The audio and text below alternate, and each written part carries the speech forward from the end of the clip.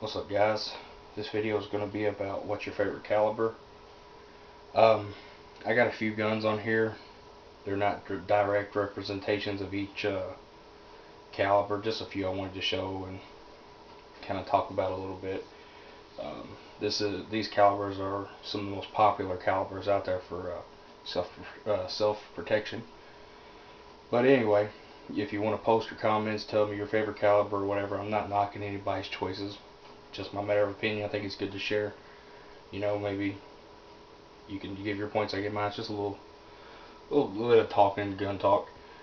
Um, Ruger LC9 9mm, Smith & Wesson MP40 cal, FNH 45 USG. Um, there's a few of the bullets right here.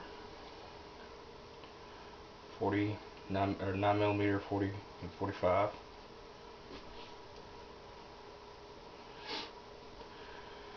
Okay, for starters, most of my guns that I own, the majority of the same caliber of handguns anyway, or 45s, and I tend to stay around a 45. 45 is the lowest caliber that is proven effective for use for full metal jackets. That full metal jackets are always going to be more reliable in your gun than a hollow point. They're smoother, they feed better. Hollow points can be reliable, and most of them are. Most handguns, most of them will feed them well. All my handguns will feed hollow points well, but you're always going to be a little better off if you use full metal jackets, reliability wise. Alright, 9mm. 9mm is a good caliber. Um, you normally 9mm is a good caliber to use if you're going with a small, for my preference anyway. If you go with a small gun, say an LC9, something that's easy to carry, or you go with something around the M&P size, Glock 17, 19, anything like that, that carries, 15 plus rounds. That's what's good about the 9mm. Every single caliber has got its benefits and things that go against it. 9mm, for instance, carry a lot of rounds. Quite a bit of firepower. It's close to a 38 special, a little bit more oomph than a 38 special. And with hollow points, it's very good. But if you use full metal jackets, not so effective. It is effective, but it doesn't do as much damage. And let's face it, some of you might say, "Oh well, you don't want to do damage." Damage. If you ever have to use your gun for self-defense, I want to stop the bad guy. So I want as much damage as possible, because that saves my life, because I'm not going to be doing nothing bad. The other guy was the threat, the problem. So, take it as you will. Anyway,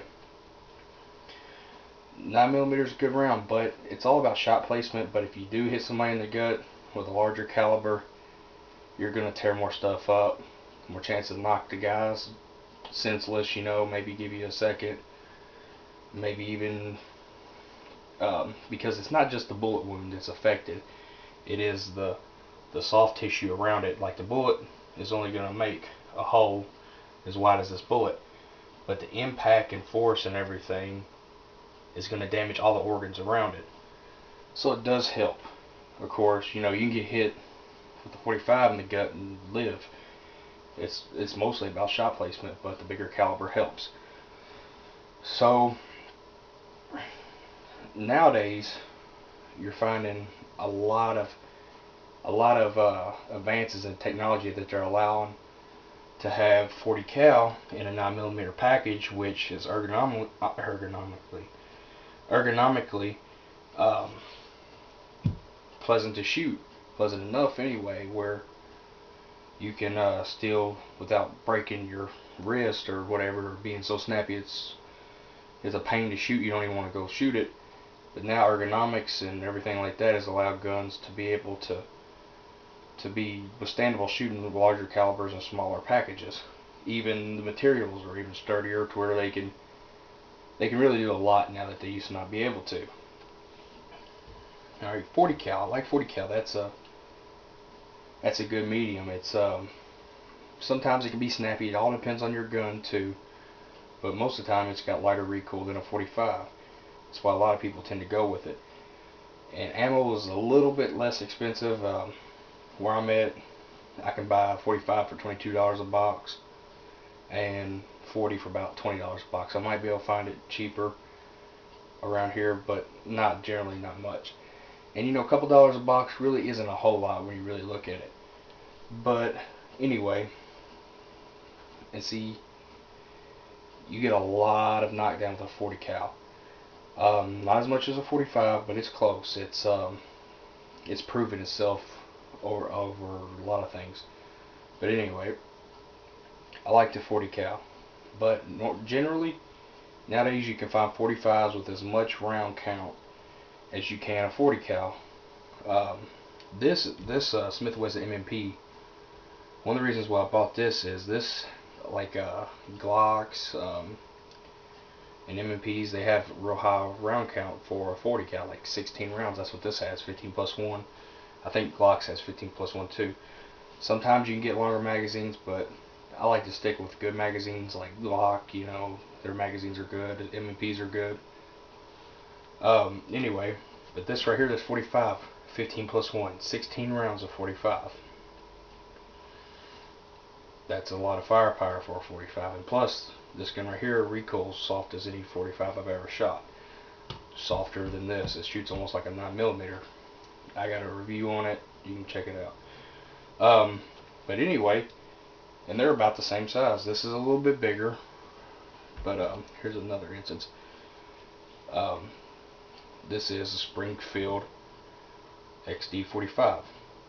It holds 14 rounds of 45. That's quite a big package, and it's about the same size as the M&P. But the main reason why I like the 45 is it's an effective man stopper. It's been proven over 100 years of combat, even our military, with just full metal jackets. It doesn't over penetrate either, so it's a pretty good house, you know, a house caliber. I've shot a steel pot and it didn't penetrate through one side of the steel pot, but it still packs one heck of a oomph. Speed is generally what gives you your penetration for the most part, and it's a 45 is a slower round. And also, if you use that's with full metal jackets, it wouldn't penetrate a steel pot. A lot of times I'll just carry full metal jackets in my gun. They feed better and just more reliable all around. Any bullet's going to penetrate through drywall, frangible, what have you. If it doesn't hit any boards or studs or anything like that, it's going to penetrate. There's plenty. I don't care if it's what kind of ammo it is. I haven't seen ammo yet that's been tested that didn't go through drywall and destroy a watermelon on the other side or something, or ballistic gel, what have you. But anyway, even shotguns. But not to get into that. And 45s are now pushing to where I've done a lot of research on Glocks, SIGs. I've been thinking about getting a lot of guns at least recently, so I've done my research. And all the 40 cals have about, if not less than the 45s, and they're generally the same size. So now the M&P is a little different, but like Glocks and everything like that, Springfield XDs, you're going to get the same amount of 45 in just about the same amount of package. They might be ever so slightly of a difference. Some of them thickness 0.010 of an inch, if that. In length, couple thousandths of an inch. And so that's one reason why I like the 45s. Now back in the day, the 45 or the 40 cal, it was kind of the medium in between.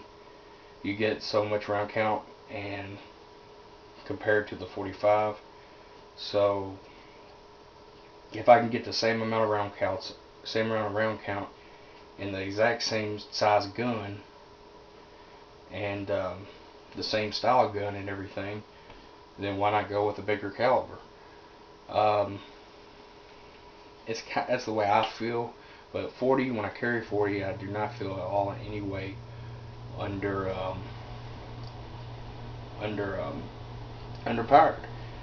Matter of fact, for home defense, for semi-automatic pistols, I think these are some of your three best choices. I mean, you got 38 special and stuff like that, but the reason why is because they don't penetrate that much. I mean, they'll still penetrate, but with hollow points, they're your best bet if you live in an apartment, something like that, for handgun use. Anything, do your test, anything. I mean, there's a lot. There's 44 special, all that stuff, but for semi-automatics, I think these are some of your three main guns. That's why I showed these three.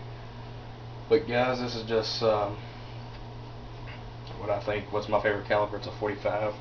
I bought like 4 45s in the past, I don't know, a few months, and